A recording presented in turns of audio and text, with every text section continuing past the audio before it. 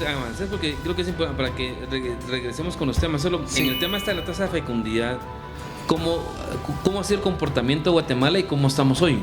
Bueno, por el proceso de transición demográfica que está viviendo el país, pues las tasas de natalidad están a la baja, ¿verdad? Ok. Hay unos lugares donde ya estamos en el nivel de reemplazo con 2.1 hijos por mujer, incluso menos, ¿verdad? Claro. Y eso sí, entonces Guatemala, como hizo Corea, como hizo Irlanda, Singapur, debe de apostar por una cobertura universal en preprimaria, primaria y secundaria, y formación docente también continua, porque también se han hecho pruebas y nuestros docentes poco entienden lo que leen y poco saben de matemática, igual que nuestros alumnos, ¿verdad? Entonces tenemos que formarlos adecuadamente, tenemos que, como vos decías también, la conectividad digital, que es un hecho, la inteligencia artificial está hoy en todo. Entonces, mira, yo lo que pienso es que se requiere políticas de Estado educativas, ¿verdad? O sea, que el Estado plantee políticas, ¿verdad? Realmente serias, inversión sostenida, ¿verdad? Que debe de darse no solo en un gobierno, porque un gobierno realmente es muy poco tiempo, 4 años, un periodo de gobierno. Tiene que ser un programa de mucho más alcance, tratar de reducir ese abandono escolar, ¿verdad? De nuestros niños y jóvenes, y priorizar la educación rural e indígena, ¿verdad? Es decir, darle prioridad, de hacer ese replanteamiento que tú dices, porque realmente...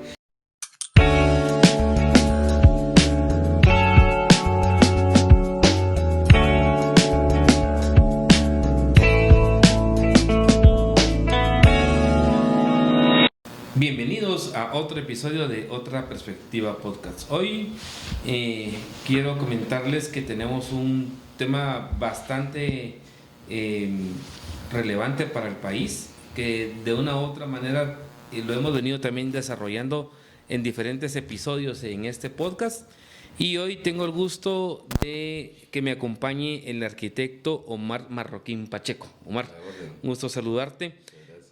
Omar es arquitecto con más de 36 años de ejercicio profesional, es especialista en demografía, formado en el Centro Latinoamericano de Demografía, CELADE, y ha sido profesor universitario por 19 años de Estadística y Demografía en la Universidad del Valle de Guatemala, es asesor planificador en la Universidad de San Carlos desde el año 2006, y previamente fue jefe de construcción de la USAC 1995-98 y asesor en medio ambiente del Parlamento Latinoamericano en Brasil. Me llamó la atención esa tu experiencia, tal vez en la parte final me hablas un poco de tu experiencia por el tema del Parlamento Latinoamericano, y es también autor de diversos libros especializados en demografía, excolumnista de los diarios La Hora y La República, y cofundador del programa radial Espacios Arquitectónicos de en Radio Universidad 92.1, que estuvo por más de 18 años en el aire y que finalizó en 2022,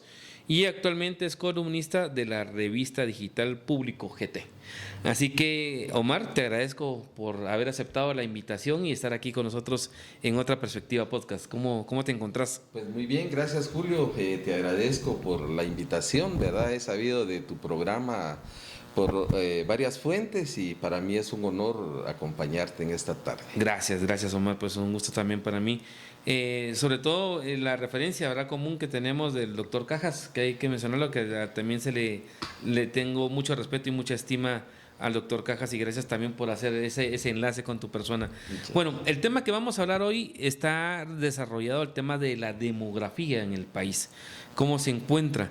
Qué desafíos tenemos también como país, y en todo caso un poquito también lo que hemos intentado desarrollar en el podcast, Omar, es bueno, ¿dónde podrían estar las soluciones y quiénes también deberían de una u otra manera poder abordarlos? Entonces no sé si finalmente solo iniciamos para quienes nos están escuchando y nos están observando, por lo más elemental. ¿Qué es la demografía? ¿Qué entendemos por demografía? Bueno, etimológicamente hablando, la palabra viene del latín, que es demos, pueblos, y grafía, estudio. Entonces, sintetizando la demografía, pues es el estudio de los pueblos, ¿verdad? Correcto. Desde una perspectiva de su estructura, ¿verdad? Cómo está compuesto, sexo, edades y todo lo demás, ¿verdad? Y la demografía, pues, como te digo, estudia las poblaciones y la población está en todo, ¿verdad? Es decir, creo que no hay actividad donde no esté presente la población, ¿verdad? ¿Y cuál es el impacto que tiene del estudiar ese comportamiento con el desarrollo? Bueno, es fundamental porque dadas las características de las poblaciones, pues son las demandas, ¿verdad?, que existen en educación, en salud, dependiendo de la estructura de la población. Si son infantes, pues darle la atención, digamos, prenatal o de primera infancia, o si son personas de tercera edad, ya ver algún tipo de cuidados especiales. Entonces, es fundamental, digamos, contar con datos duros que tengan evidencia y que puedan, digamos, manejarse, porque desafortunadamente la estadística también da para poder jugar con ella, ¿verdad? Claro. Entonces creo que responsablemente, teniendo datos con evidencia, podemos hacer buenos planteamientos y buenas políticas públicas que aborden toda la problemática que vive Guatemala y que está quedando a deber, ¿verdad? Entonces, es una manera de poder hacer estrategias de inversiones en los diferentes, digamos, estamentos de edad, ¿verdad? Claro, claro. Bueno, y siempre en esta parte como didáctica de ir entendiendo el tema de la demografía, entiendo yo que hay como dos elementos, y aquí lo vamos a ver en esta infografía que nos comparte Omar, en cuanto al tema de esta demografía estática y la demografía dinámica. Ahora, en este espacio, digamos, ¿cómo se caracterizan esos elementos de esta demografía estática? Bueno, tal vez para que el mejor ejemplo que tenemos de la demografía estática es un censo de población, ¿verdad? Todos recordamos cuáles eran las cámaras Polaroid, ¿verdad? Que la tomabas y de una vez te salía, ¿verdad? Era en el instante, ¿verdad? Entonces, un censo de población es una fotografía del instante, cómo está el país, ¿verdad? Pues hace unos 3, 4 censos era un momento, un domingo que se hacían. Ahora, pues el tiempo, digamos, es mucho más, se prolonga, casi que es un mes, ¿verdad? Pero es la demografía. Entonces ahí se ve el volumen, cómo está el volumen de la estructura de la población en todas sus cuestiones, en edad, en sexo, ¿verdad? Es decir, las famosas pirámides etarias, ¿verdad? Donde se van construyendo, y en este momento, pues, Guatemala todavía presenta una base poblacional bastante amplia, ¿verdad? Es decir, más o menos equilibrada en el tema de sexos, ¿verdad? Más o menos un poquito arriba, digamos, un 51% las mujeres, un 49% los hombres, 50-50 en algunos lugares, pero más o menos está equilibrada. Y entonces, si lo vemos a nivel de Guatemala, somos una población que supera los 18 millones en el territorio, ¿verdad? En el territorio, sí, porque afuera pueden haber más de 3, 4 millones, ¿verdad? Exactamente, de migrantes. Y ya vamos a llegar al momento de la migración y lo vamos a tratar de explicar. Es el país más poblado de toda Centroamérica. Centroamérica en volumen estará en unos 52 millones y nosotros estamos, pues, en el territorio con 18 y más o menos como 22 con la gente que está afuera, que ha migrado. Y esos elementos, porque sí tenías un poco de sentido cuando marcas, ¿verdad? Que también haciendo un uso distinto de los datos que hay, pueden marcar de una u otra manera como algunas desviaciones. Y por ejemplo, aquí también tuve como invitado al doctor Bienvenido Argueta. Y él hacía mucha referencia de que cabalmente sobre el último censo había habido así como él planteaba que hubo como alguna distorsión. Hubo distorsión. Que de una u otra manera también tenía efectos, por ejemplo, en medir los indicadores de la cobertura de la tasa neta educativa, y eso cambiaba los datos. Yo hice en su momento un artículo que lo denominé el lado político del censo, ¿verdad?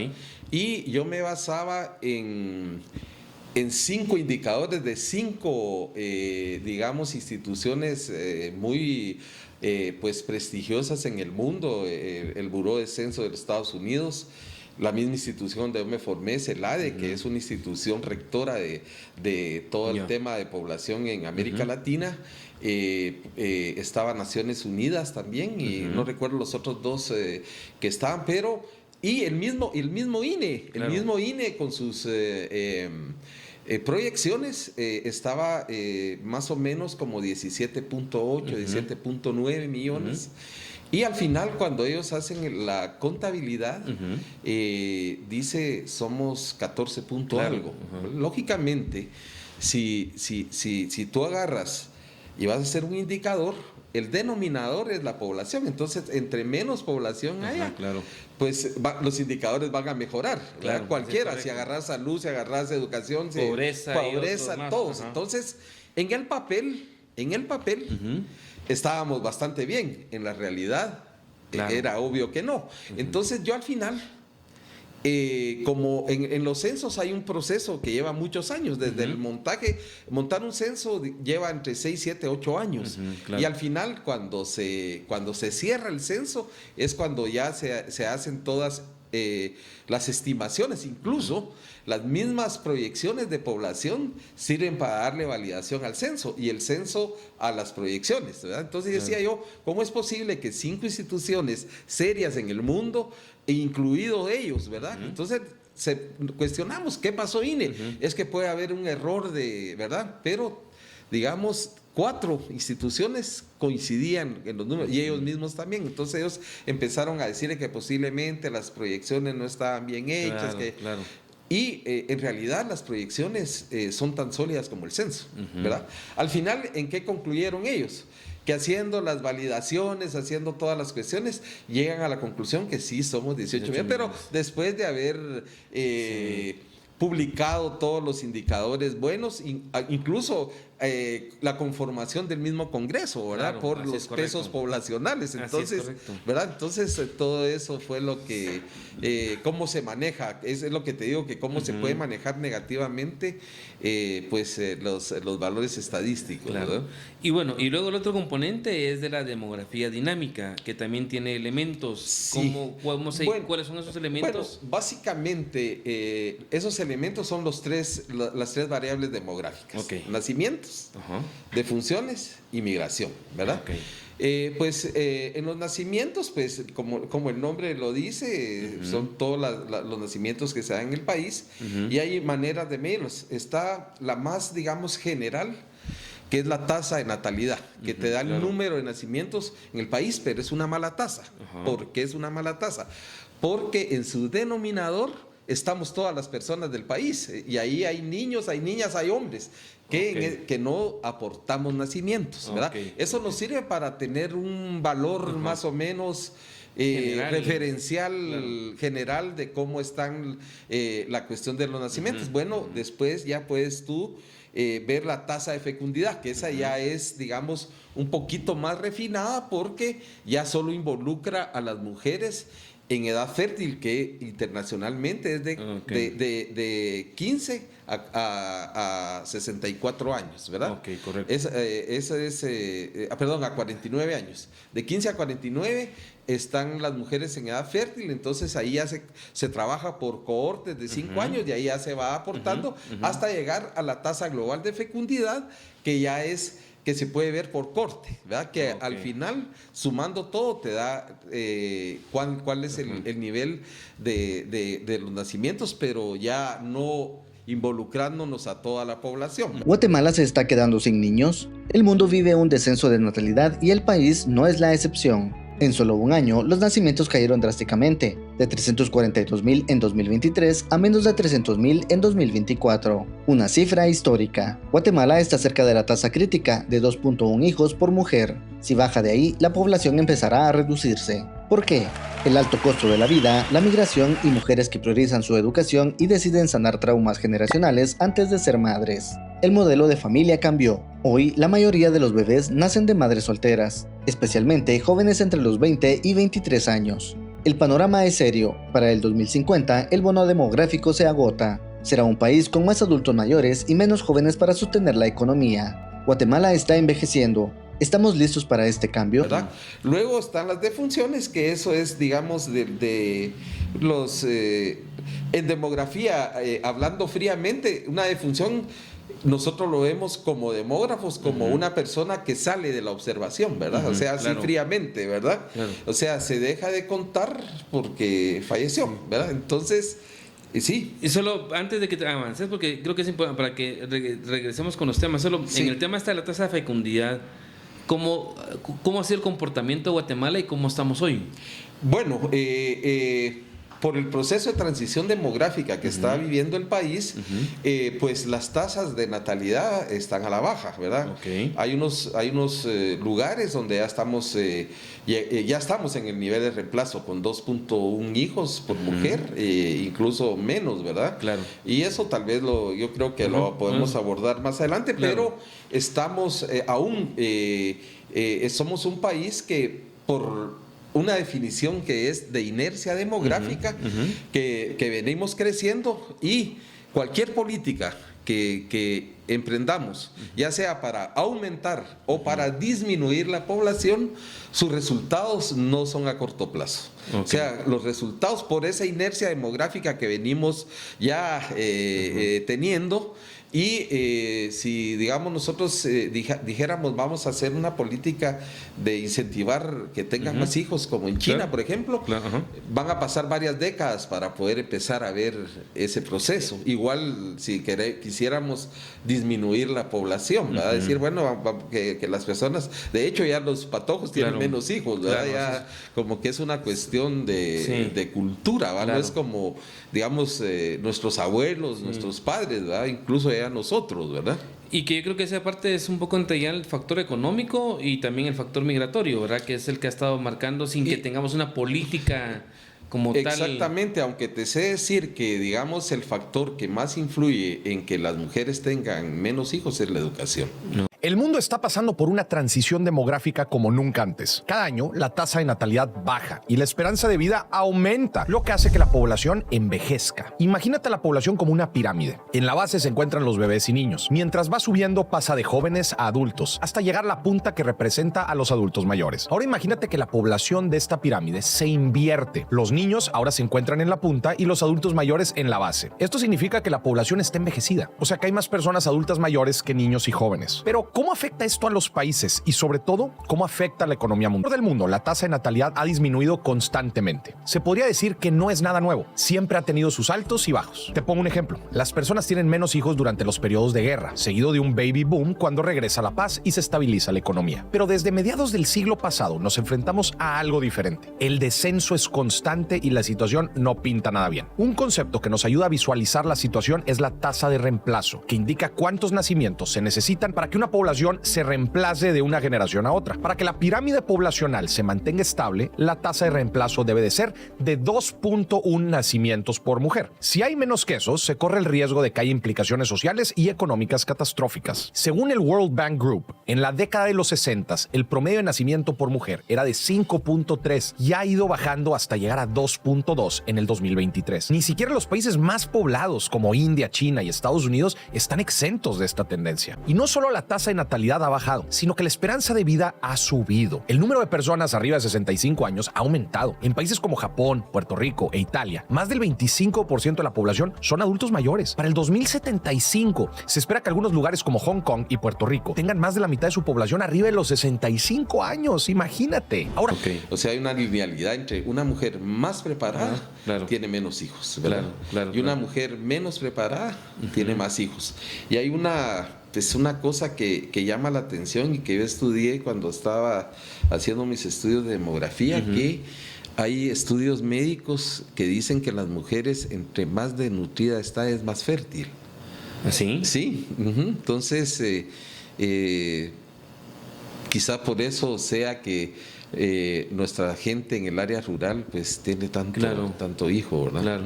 Bueno, y el fenómeno de la desnutrición, que es un tema para lacerante realmente. Sí, yo siempre he dicho que es un tema bastante complejo. Y quiero entrar al tema que que a ti te bueno, gusta. Pero solo un detalle. Cuando hablaste en el tema de las defunciones, sí. ¿Qué tanto impacto tuvo el COVID, digamos, en esta composición demográfica del país? Pues al final el COVID vino a ser como cuando fue el terremoto, ¿verdad? Más o menos unos 25 mil fallecidos, ¿verdad? Yo también estudié que las mismas poblaciones tienen sus métodos de regularse, ¿verdad? Es decir, van creciendo y de repente, ¡pum!, una guerra, o de repente van creciendo un fenómeno natural de un terremoto, inundaciones, y este tipo de enfermedades, ¿verdad? Que vienen a hacer una, pues, como te dijera yo, una compensación, que es una compensación natural, ¿verdad? Entonces, con relación a las defunciones, pues, dada la transición demográfica que estamos viviendo, ya son mucho menos, es decir, hemos tenido mal que bien acceso a la salud, a educación y a infraestructura, ¿verdad? Porque ya no existen, digamos, o si existen ya son cada vez menos vectores de enfermedad por digamos, agua a flor de las calles, ¿verdad? Que entonces eso hacía que nuestros niños, niñas se enfermaran y fallecieran desafortunadamente. Entonces las defunciones van disminuyendo, la natalidad disminuyendo mucho más que la natalidad, ¿verdad? Entonces eso ha hecho que la población se mantenga. Hay 4 estadios, digamos, de la transición demográfica. Ahorita estamos nosotros pasando del tercero ya casi que al cuarto, ¿verdad? Correcto. Bueno, y en esta dinámica del comportamiento, aunque ya lo habías mencionado, ¿verdad? Pero en general, digamos, aunque se ha ido como regulando el tema de la población, el efecto es que sí vamos en un proceso en donde hace algunos años más adelante van a haber menos nacimientos, se va a reducir la población, digamos, en la pirámide y se va a incrementar en la parte superior con personas, digamos, que superen los 60 años. Sí, entonces, falta, para nuestro país falta bastante tiempo, ¿verdad? Claro. Pero la experiencia en el mundo es que ya países, digamos, en Europa, Japón, ya tienen pirámides inversas, ¿verdad? Es decir, con la mayor cantidad de población envejecida, ¿verdad? Y casi no hay nacimientos. Entonces, ellos, la única manera que tienen para, digamos, que su población sea rejuvenecida es por medio de la migración. No hay otra, no tienen otra posibilidad. Y por eso yo hice un ensayo que se llama La Otra Conquista, ¿verdad? Que te lo compartí, creo yo, que es un cuento, ¿verdad? De migrantes a Europa, y lo hice a España porque como España dice que nos conquistó, ¿verdad? Entonces las personas que van de varias partes de América y de Guatemala, pues va alguien de Xela, lo puse de Xela, y pues se van a vivir allá y todo. El migrante pues mantiene sus costumbres, es decir, en lo que se, digamos, asimila la cultura del lugar donde llega. Si aquí va a tener 5 hijos, posiblemente los vaya a tener allá porque su patrón demográfico no se ve, digamos, influenciado. Pues y por cuando, la sociedad no está en donde a la que van. A la que van, sí, o sea, cuando él ya, digamos, asume, ya ha pasado su patrón demográfico, ¿verdad? Claro. Sí, entonces casi que es seguro que los hijos que va a tener aquí son los hijos que va a tener allá. Entonces, toda esa población que migra, porque la migración, te digo, de las tres variables demográficas es la que más impacto tiene en 2 poblaciones. ¿En qué sentido? Mucha gente que migra es joven. Entonces, ¿qué pasa con Guatemala, que es un país expulsor? Está mandando mucha gente joven para afuera. Entonces, en cierta manera, nuestra población se ve envejecida, se está envejeciendo porque hay un contingente de gente joven que está migrando. Eso por un lado. Por otro lado, la migración es de hombres y mujeres. Entonces, si es un contingente muy grande de mujeres, la tasa de natalidad se reduce aquí y aumenta allá. Claro. O sea, por eso la migración tiene un efecto doble en todo. Y hay otro estudio económico que dice que mal que bien todas las personas que migran son los que están que han tenido mayor capacitación, por leve que sea, en el lugar de salida. Entonces quiere decir que una persona que se capacitó, que es carpintero, que es mecánico, se va. Entonces también hay una pérdida de técnicos que allá van a que es aportar, tema, ¿verdad? Que es un tema de reemplazo también. De reemplazo. De este tipo de sociedades desarrolladas que también tienen un proceso tal vez más avanzado de envejecimiento que el nuestro. Sí, exactamente. Entonces, la población, digamos, que está llegando, pues está siendo más joven y es la población que va a integrarse a la población económicamente activa, aunque no sea, digamos, en la manera formal, paga impuestos y genera y todo, y eso hace que ellos puedan tener los beneficios que en este momento están teniendo y que empiezan a tener problemas porque teniendo una población envejecida, pues hay más demanda de muchos servicios ya especializados, caros y todo. Y alguien tiene que producir para poder mantener todo el sistema funcionando.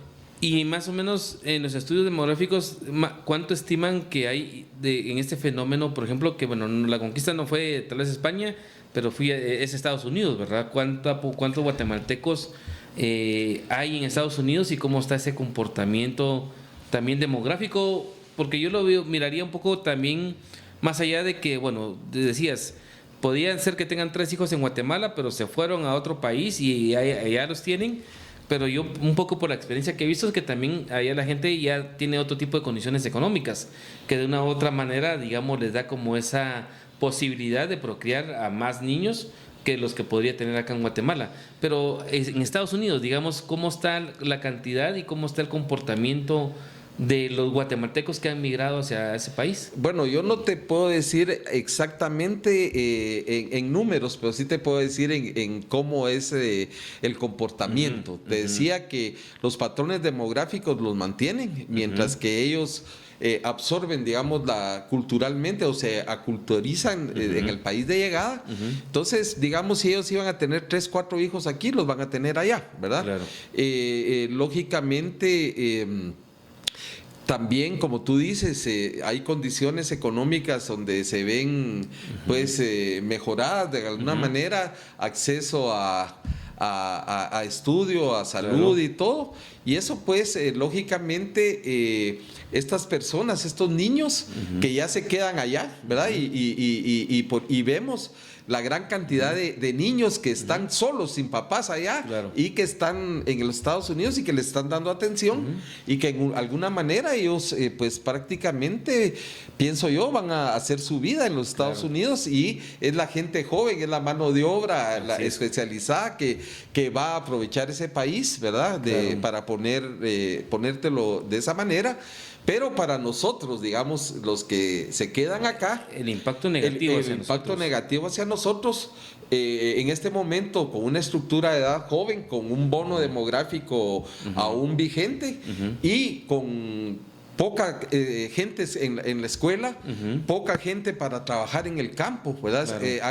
Hay un proceso de migración enorme, ¿va? Es decir, yo he hablado con mucha gente, amigos y todo del sector construcción, del agro y todo, me dicen, vos, ya no hay gente, todos todos se van y están con el tema de las remesas y toda la cosa. Entonces hay unos impactos pues bastante grandes con nosotros, con la gente que se queda y con los que están. Para poder aprovechar el bono demográfico es necesario pues darles educación, educación técnica, educación, porque creo que tenemos un error conceptual de querer que toda la gente sea licenciado, toda la gente sea arquitecto.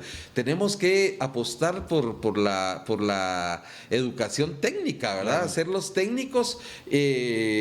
Antes en la universidad hay muchas carreras que tenían carreras técnicas, ¿verdad? Entonces alguien llegaba ahí y decía, bueno, ya no quiero, aquí me quedo, ¿verdad? Pero tenía sus herramientas para poder, o decir, no, yo sí quiero ser licenciado, ¿verdad? Pero no necesariamente apostarle a que todos sean licenciados, sino que tenemos que... Y yo creo, leí esta semana que está el Ministerio de Educación ya dando certificados a personas técnicas. Yo creo que es una buena posibilidad, ¿verdad? Para tener algo que mostrar, para decir, mire, yo tengo una certificación, ¿verdad? De tal especialidad, por así decirlo. Ahora, antes de que entremos al bono demográfico, solo por términos generales, siempre en esta lógica del entendimiento del comportamiento de la población en el país, dentro de las distintas, digamos, como políticas que han habido también para poder avanzar en el desarrollo de garantizar derechos, educación, salud, bueno, tenemos el fenómeno en el caso de Guatemala, y que sí está demostrado que tuvo un impacto en educación,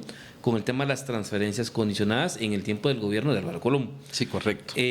Pero de igual forma todavía hay una parte de guatemaltecos, inclusive profesionales, ya un poquito, digamos, avanzados, pero también de los nuevos, de nuevas generaciones, que les quedó como ese marco de que funcionaba ese tipo de modelos, que en otros países han funcionado también, pero que eso promovió a que, en este caso, por ejemplo, un segmento, como lo señalabas, de mujeres en estado de pobreza, de nutrición, decidieran tener más hijos por una cantidad que realmente, si uno lo miraba en las cantidades de dinero que daban por la transferencia, realmente era algo muy bajo. Muy bajo, ¿Qué tan cierto, digamos, tiene o efecto en la demografía de que se aumenta la población o no por ese tipo de programas? Mira, realmente el efecto de los programas es mínimo, ¿verdad? Es mínimo porque, te digo, hay una inercia demográfica ya establecida, ¿verdad? Claro.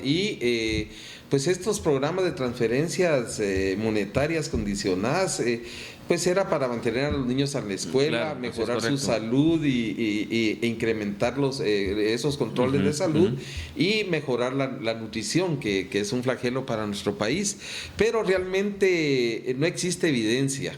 Claro. Que decir este tipo de programas aumentó, digamos, la población, y que por eso no era importante. Más bien el crecimiento poblacional que se viene observando y que venimos teniendo, pues respondió a tendencias demográficas, ¿verdad? Claro. A esa inercia. Claro. Bueno, ahora ya, digamos, viendo el proceso de estos elementos generales, pasemos al tema del bono demográfico. ¿Cómo no? ¿Verdad? ¿Y cómo es que se encuentra actualmente esta situación del bono demográfico en el país? Bueno, el bono demográfico lo tenemos que entender que es la población, digamos, económicamente activa que está de 15 a 49 años, a 64 años, perdón, es población económicamente activa, y la población inactiva, que son los niños, ¿verdad?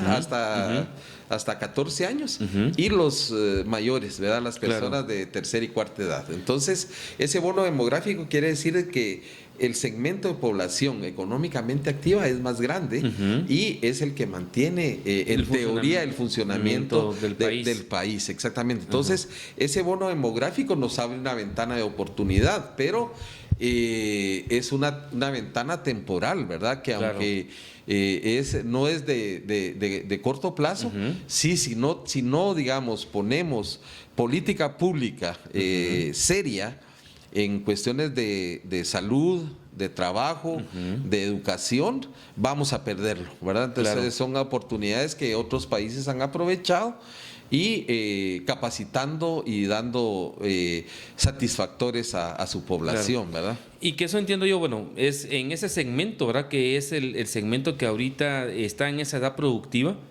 De igual manera, demanda servicios y demanda también cierto tipo de derechos para que efectivamente el país tenga un aprovechamiento útil. Pero lo que yo entiendo es que si no le generas, digamos, una adecuada atención y lo mezclas también con el tema de la tasa de reemplazo, el tema de la fecundidad y no se le pone atención, ese bono se te va a ir agotando y no vas a tener población menor en una cantidad de décadas y vas a tener un incremento mayor de personas, valga la redundancia, mayores de 60 años. Es más o menos esa es la lógica del comportamiento, de no aprovechar adecuadamente ese bono demográfico. Sí, exactamente, así es. Hablábamos de la tasa de reemplazo, que es 2.1 hijos por mujer, ¿verdad? Y en algunos lugares en Guatemala ya estamos en esa tasa, es decir, que ya no están habiendo reemplazo de mujer por mujer. Entonces, no tenemos un comportamiento general en todos los departamentos, sino entiendo yo que hay como tres franjas, ¿verdad? Sí, exactamente. Así es, no es parejo. Eso va íntimamente ligado, digamos, a los procesos de urbanización, procesos de educación, ¿verdad? Porque la educación es la que más influye, digamos, en la fecundidad, ¿verdad? Entonces, digamos, áreas como Guatemala, Quetzaltenango y otras, ahí podemos ver, porque tengo datos ahí de las tasas en datos básicos que lo vamos a ver, y podemos cruzar información, pero eso es, aparte ahí vamos a poderlo ver más puntualmente con números y gráficas y todo, pero sí, no es, y como te digo, una política de decir, bueno, vamos a tener una política de población hacia arriba, va a durar 20 años, ¿verdad? Claro. Es decir, no es de hoy a mañana, ¿verdad? Es de largo plazo. ¿Y qué debería estar haciendo Guatemala, entendiéndolo a nivel de gobierno, ejecutivo, congreso, municipalidades, para aprovechar ahorita ese bono demográfico? ¿Qué es lo que deberíamos hacer como prioritario, deberíamos de estar haciendo? Bueno, primero, tratar de retener a nuestra población joven, ¿verdad? Es decir, yo creo que una gran mayoría, más del 50% de la gente está pensando en irse, ¿verdad? Porque no encuentra las oportunidades en nuestro país. Aquí el compañero que nos ayuda en la producción podrá ser testigo. Ahorita hemos tenido una fila de jóvenes y creo yo que ninguno, ni de los 8 o 10, ninguno ha dicho de que se queda en Guatemala, todos están en una lógica. O sea, la aspiración de ellos es la lógica, el sueño americano, ¿verdad? Entonces, realmente debemos de arraigarnos, pero para arraigarnos tenemos que darle educación, tenemos que darles salud, tenemos que darles trabajo, ¿verdad? Porque si vamos a ver indicadores de educación, hay más de 860, casi 1 millón de niños fuera de la escuela, ¿verdad? Sí, que es un poco el tema, yo te decía, ¿verdad? Ese dato de la deserción, que creo que es un poco más, creo que es 1.2 millones. Sí. Pero yo te decía que yo lo he venido hablando y lo discutí en su momento con el doctor Bienvenido Argueta, con el viceministro actual hoy de Educación, también el doctor Francisco Cabrera. Se lo comentaba también el mismo doctor Cajas, de que al final de cuentas tengo documentado alrededor más o menos de 700,000 niños de 0 a 5 años a 10 años, que entre el periodo 2016 al 2022 fueron retenidos en la frontera de Estados Unidos, y que era un fenómeno que no teníamos, digamos, como indicador. Y tiene que ver después también con el tema de una cantidad mayor de jóvenes en el sistema educativo que también han migrado, que me imagino yo que ese 1.2 ya no lo tenemos en el país, está también en Estados Unidos. Exactamente, sí. Entonces sí, tenemos que tener anclas, digamos, pero anclas con satisfactores, porque si no la gente, nuestra población está pensando en migrar, ¿verdad? No sabía yo eso, de esa entrevista con los jóvenes, pero ahí está la respuesta de cómo están pensando nuestra juventud, ¿verdad? Y en esta dinámica, digamos, básicamente marcas ancla de retención en el empleo, ¿qué estamos haciendo mal o qué debería de corregirse para aprovechar ese bono demográfico y también los límites, ¿verdad? Hasta dónde tenemos ese tiempo? Que hace poco Naciones Unidas, y te decía, también hay un estudio que sacó el Consejo Económico Social en donde marcó el país como en 3 imágenes, ¿verdad? El jaguar, creo yo que era, se me fue ahorita, no sé si era la tortuga, y había otra ave y marcaba los escenarios, pero marcan 2050 y 2075. Sí, esos son los horizontes, digamos, que tenemos 2050, donde va a disminuir un poco el peso de la niñez, ¿verdad? Y va a empezar a aumentar significativamente la población adulta hasta el 2075, que el envejecimiento será ya evidente, ¿verdad? Y el bono demográfico prácticamente habrá terminado. Sí, tenemos poco más de 50, 40 y pico de años para poder aprovecharlo. Pero al igual, ¿verdad? Si no hacemos una política, por ejemplo, en la generación ahorita del empleo y educación, que es lo que mencionabas, que es lo que está, o sea, son 25 años lo que tenemos, o sea, y son 3, 4 gobiernos que al igual, o sea, yo tengo la referencia de 2010 como referente de gobierno, y han pasado más o menos 15 años y los indicadores no han tenido un aumento significativo. No han tenido aumentos. En el empleo, básicamente, ¿qué es lo que tendríamos que hacer para que...? Yo lo veo y lo he platicado con varias personas, incluso con el doctor Cajas, de que se debe de privilegiar la educación técnica, ¿verdad? Yo creo que si tú no mal recuerdas, nuestros abuelos, bisabuelos, habían, digamos, talleres de carpintería, mecánica. Sí, o sea, sí, capacitaban a la gente, sí, y dejaban a los niños ahí, mira, aquí le dejo, sí, a un pupilo y sí, prepárenlo, ¿verdad? Y se hicieron grandes, digamos, gente que se preparó y todo. Entonces, tenemos que privilegiar la educación técnica para poder, digamos, dar oportunidades de trabajo y con eso, pues, retener a nuestra población y no ser un país expulsor de población como como somos a la fecha. Aquí estamos viendo ahorita esta infografía que también tenés con relación al tema de este reto del bono demográfico. Y mencionas, ¿verdad?, el tema del empleo que te decía, y estás marcando el tema de que sea algo más técnico, ¿verdad?, para poderlo operar. Pero otro elemento es el tema de la educación. Y aquí el debate que hemos tenido en la educación, que fue también un poco con el tema de la transferencia, era ¿qué hacías? Como es como el tema de qué fue primero, si el huevo o la gallina, ¿verdad? Exacto. Era, unos te decían cobertura, y otros decían, no, el tema no es cobertura, es calidad. Pero en esa discusión nos mantuvimos, y te digo, han pasado 3 gobiernos, 4 gobiernos, y los indicadores, por lo menos en educación básica y diversificada, que es donde está el drama. No tenemos cobertura, ¿verdad? Claro. Y son muy pocos los departamentos donde existe la calidad, claro, ¿verdad? Entonces está esa asimetría, digamos, de que en las áreas rurales no hay cobertura y una educación bastante deficiente. Y en las áreas urbanas, pues hay cobertura y hay ¿cómo se llama? Relativa calidad, ¿verdad? Claro. Pero digamos, sí tenemos como algunos referentes en esta parte siempre demográfica de ejemplos de países que han hecho. Sí, está Corea, está Japón, ¿verdad? Claro. O sea, los tigres del Asia, ¿verdad? Claro, que en un momento determinado, en los años 50, estaban en las mismas condiciones o peores que nosotros. Ya viste el salto que dieron, le apostaron a la educación, incluso la misma Costa Rica, ¿verdad? Es decir, claro, aquí en el contexto centroamericano, vemos cómo ellos le han apostado a la educación. Y vemos cómo las grandes fábricas llegan a posicionarse y a dar empleo ahí por lo mismo, ¿va? Que hay gente capacitada para poder hacer los trabajos que están demandando. Fíjate que yo he mantenido una tesis en el sentido, en esta parte, dado que en este tiempo, hacia el 2050, 2075, pues obviamente el empleo es una parte esencial, el tema de educación es el otro. Pero, por ejemplo, a nivel de la OCDE, yo siempre lo he marcado con el indicador que te dice que, por ejemplo, una media de un joven a 25 años, joven adulto, sí, marca más o menos alrededor de 12 años de estudio. En nuestro país, el indicador marca, en el área urbana creo que son 6 años. 6 años. Y 4 años en el área rural. Exactamente. Y que al fin de cuentas lo que necesitamos es como no entrar en ese debate de primero una cosa y la otra, sino que tenés que, dar la mayor cantidad de niños que tienen que estudiar, que estén en las escuelas. Exactamente. La mejor calidad educativa con tecnología, con inteligencia artificial, lo tenés que dar.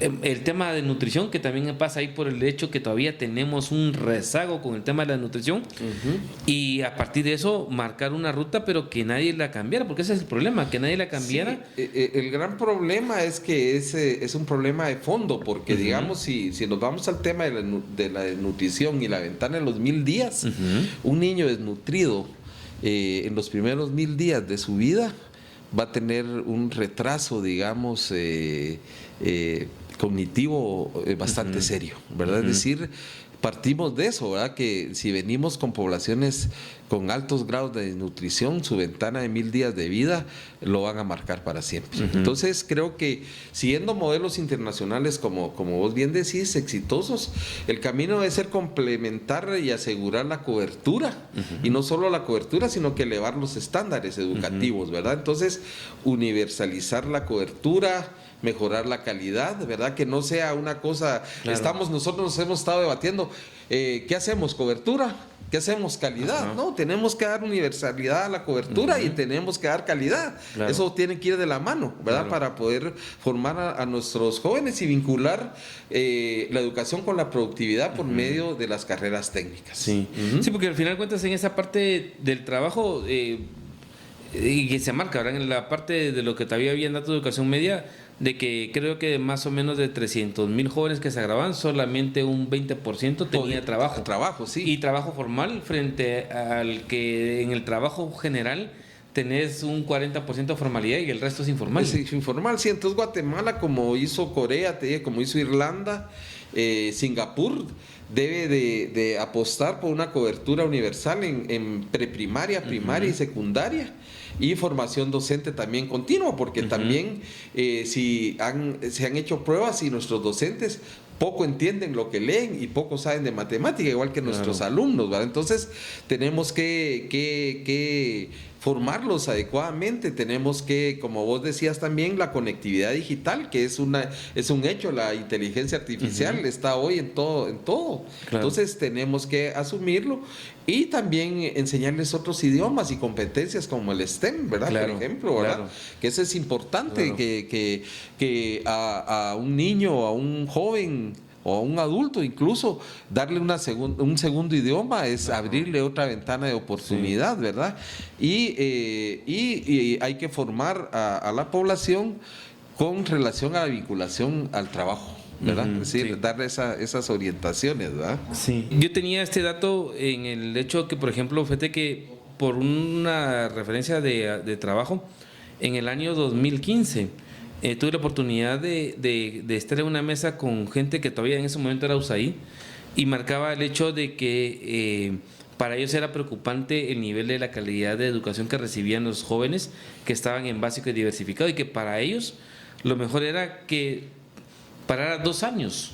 O sea, en 2 años replantearas la modificación con institutos, con la calidad, inclusive con el tema de los idiomas, para que efectivamente recuperáramos este proceso de este bono demográfico que íbamos a tener en los próximos años. Y había un referente, por ejemplo, con el tema de los idiomas, que es el tema de los call centers. Los call centers tienen un paquete que ponen a los muchachos a hablar inglés en 6 meses en un inglés básico. Básico, ¿verdad? Sí, Claro. Entonces, mira, yo lo que pienso es que se requiere políticas de Estado educativas, ¿verdad? O sea, que el Estado plantee políticas, ¿verdad? Realmente serias, inversión sostenida, ¿verdad? Que debe de darse no solo en un gobierno, porque un gobierno realmente es muy poco tiempo, 4 años, un periodo de gobierno.